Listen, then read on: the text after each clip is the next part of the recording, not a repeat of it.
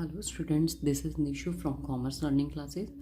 So students, आज के topic में हम अपना माइक्रो एंड मैक्रो इकोनॉमिक्स का बेसिक कंसेप्ट माइक्रो इकोनॉमिक्स की। तो स्टूडेंट, जब भी हम माइक्रो इकोनॉमिक्स की स्टडी करते हैं, ऑन दैट टाइम हम एक इंडिविजुअल, एक particular market and a segment of the economy, it means कि हम एक पर्टिकुलर इशू को स्टडी करते हैं तो वो पार्ट माना जाता है हमारी माइक्रो इकोनॉमिक्स का।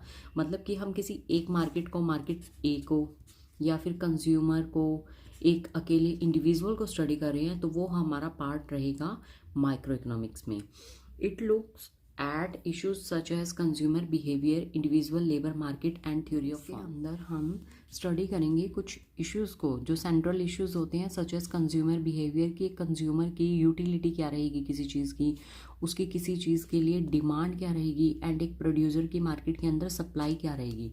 इंडिविजुअल लेबर मार्केट कि हमारे हाउस होल्ड सेक्टर कितना वर्क करते हैं मार्केट के अंदर और उनकी उस प्रोडक्ट की डिमांड कितनी होगी। And theory of firms, different firms हमारे पास आएंगी हमारी मार्केट के अंदर। तो स्टूडेंट्स, हम ये जो सब कुछ स्टडी करेंगे ये हमारा माइक्रो इकोनॉमिक्स का पार्ट रहेगा।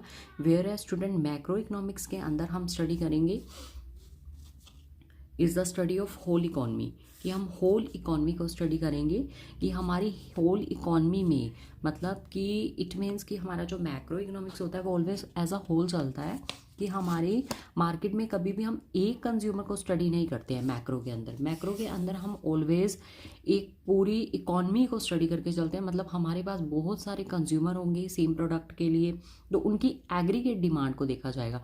कभी भी एक सिंगल कंज्यूमर की डिमांड को मैक्रो इकोनॉमिक्स के अंदर काउंट नहीं किया जाता है।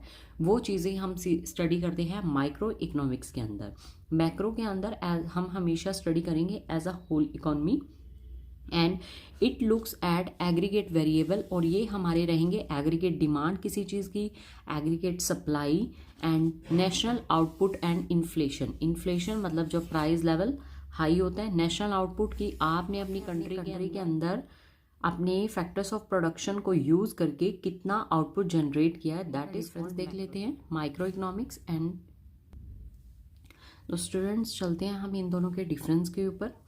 माइक्रो एंड मैक्रो में क्या डिफरेंस होता है स्टूडेंट, मैं आपको ऑलरेडी ये चीज़ बता चुकी हूँ कि हम माइक्रो के अंदर इंडिविजुअल मार्केट को या एक अकेले कंज्यूमर को स्टडी करते हैं। स्टूडेंट, हम मैक्रो इकोनॉमिक की बात करें तो उसमें एज अ हम होल स्टडी करते हैं किसी भी चीज़ को, कि हमारे पास कंट्री के अंदर कितना ग्रोस डोमेस्टिक प्रोडक्ट है, मतलब कितना प्रोडक्शन हुआ है टेरिटरी के अंदर, कितनी चीज़ों का प्रोडक्शन हुआ है, हमने टोटल आउटपुट कितना जनरेट किया है, कितना प्रोड्यूस किया है।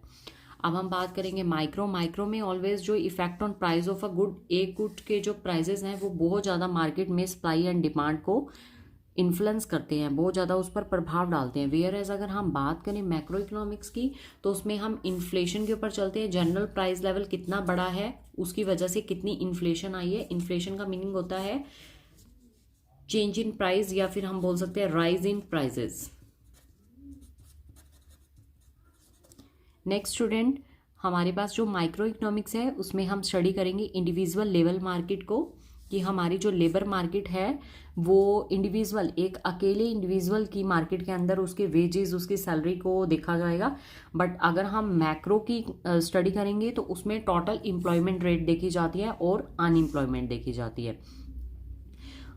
आफ्टर दैट स्टूडेंट्स, जब हम माइक्रो को स्टडी करेंगे इसमें इंडिविजुअल कंज्यूमर बिहेवियर देखा जाता है, कि एक कंज्यूमर का बिहेवियर, वो कितने प्रोडक्ट्स की, उसकी एक्चुअल में चीज़ों को उपयोग करके, मतलब उसको सेटिस्फेक्शन ड्राइव्ड होती है, मतलब यूटिलिटी एनालिसिस वगैरह हम सारा कुछ जो स्टडी करेंगे वो हमारा माइक्रो इकोनॉमिक्स का पार्ट रहेगा।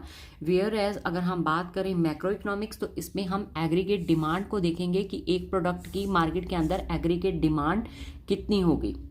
Clear student. After that student, हम चलते हैं माइक्रो इकोनॉमिक्स के लास्ट कंसेप्ट में। इसमें हम सप्लाई ऑफ गुड देखेंगे, कि गुड्स की जब सप्लाई की जाती है तो उसका हमारे प्राइस के ऊपर क्या इफेक्ट आता है एंड हमारी डिमांड के ऊपर।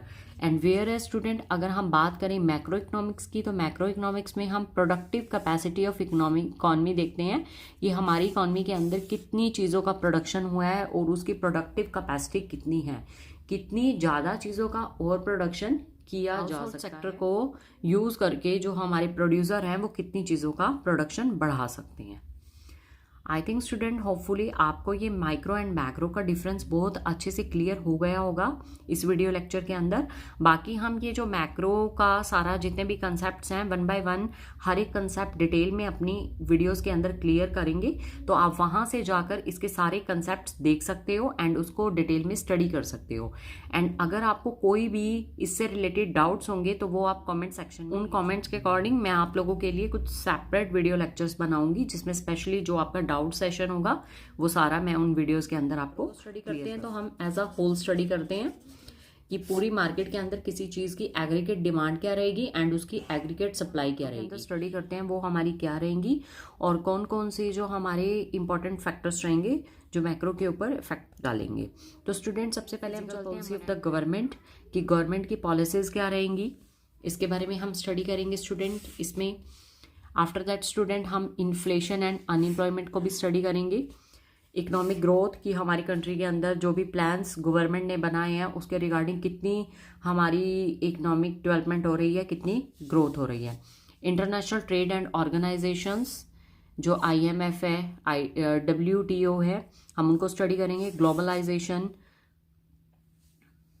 एंड प्राइवेटाइजेशन, इन टॉपिक्स को स्टडी करेंगे। ये हमारे इंडियन डेवलपमेंट एंड इकोनॉमी के पार्ट्स रहेंगे जिनको हम मैक्रो के बाद क्लियर करेंगे। एंड स्टूडेंट और हमारे टॉपिक्स रहेंगे गवर्नमेंट की बोरिंग्स क्या होंगी, difference in living standard and economic growth between countries, अलग अलग जो developing nation and develop nation हैं उनके लिविंग स्टैंडर्ड्स की बात करेंगे एंड इकोनॉमिक ग्रोथ की बात करेंगे बिटवीन कंट्रीज कि उनके कितना एक कंट्री की जो इकोनॉमी है वो कितनी ग्रो की है, कितने % से हुई है, या एक कंट्री के लिए कितने प्लान्स बनाए गए हैं।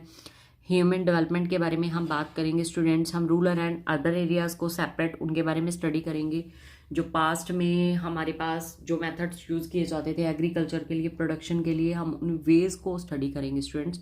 एंड उसके अलावा लास्ट टॉपिक हमारा रहेगा गवर्नमेंट की बोरिंग्स कि गवर्नमेंट कहाँ कहाँ से बोरो करती है मनी एंड यूटिलाइज करती है अपनी कंट्री की डेवलपमेंट के लिए, इंफ्रास्ट्रक्चर को इम्प्रूव करने के लिए। तो स्टूडेंट्स ये हमारे सारे टॉपिक रहेंगे हमारी मैक्रो इकोनॉमिक्स के अंदर। ये सब कुछ मैक्रो इकोनॉमिक्स के अंदर हमारा इन्वॉल्व होगा।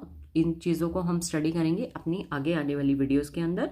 तो स्टूडेंट इसी तरह से हमारा नेक्स्ट अभी मैक्रो इकोनॉमिक्स के फर्स्ट ऑफ ऑल टॉपिक्स चलेंगे, हम इंडियन डेवलपमेंट वाली बुक को अपना क्लियर करेंगे। होपफुली स्टूडेंट आपको ये टॉपिक पसंद आया हो, होपफुली स्टूडेंट आपको ये कंसेप्ट क्लियर हो चुका होगा कि हमारा मेन जो बेसिक डिफरेंस होता है माइक्रो और मैक्रो के बीच में क्या डिफरेंस रहता है। तो स्टूडेंट्स अगर आपको ये वीडियो अच्छी लगी हो please like, subscribe and share my channel.